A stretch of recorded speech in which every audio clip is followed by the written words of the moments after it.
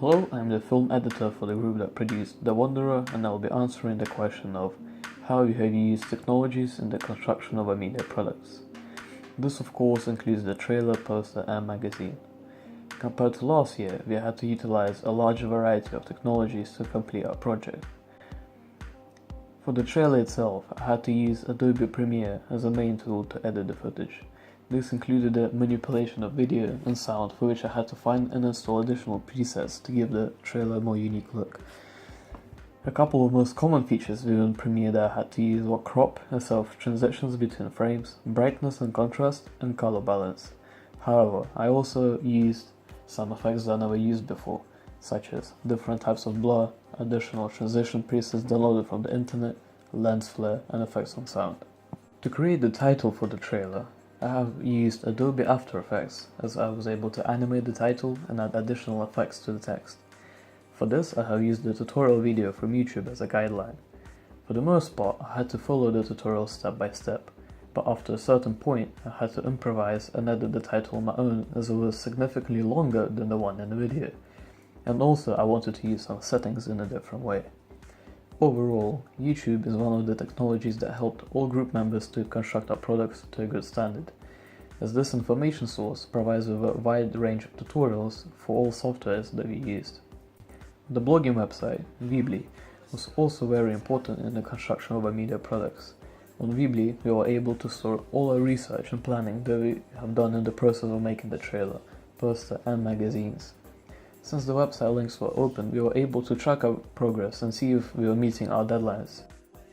In the physical production of the trailer, we had to use a good amount of equipment to film the footage. The camera that we used was Canon EOS 100D, for which I had to learn a number of settings, such as the ISO, aperture, and shutter speed, to create a specific atmosphere in the scene.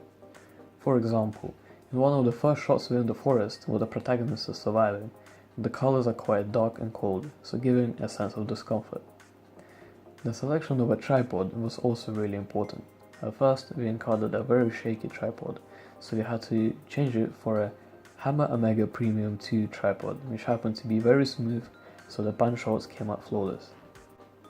For sound capture, we used the Rode video mic in order to get good environmental sounds.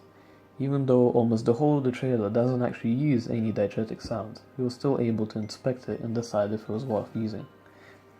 We also tried using the shoulder mount for steady tracking shots, but the opposite happened in the result when we watched back the footage, so we decided not to use it.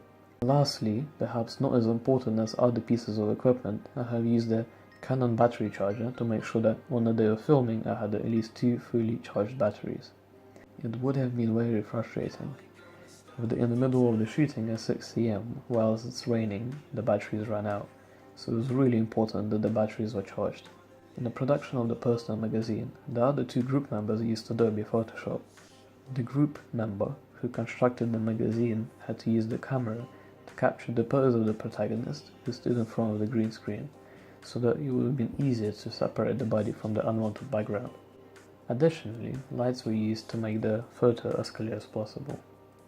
Overall, our application of technology significantly improved compared to GCSE and AS, as we gained expertise and were able to utilize the software in production of a trailer closer to its full potential.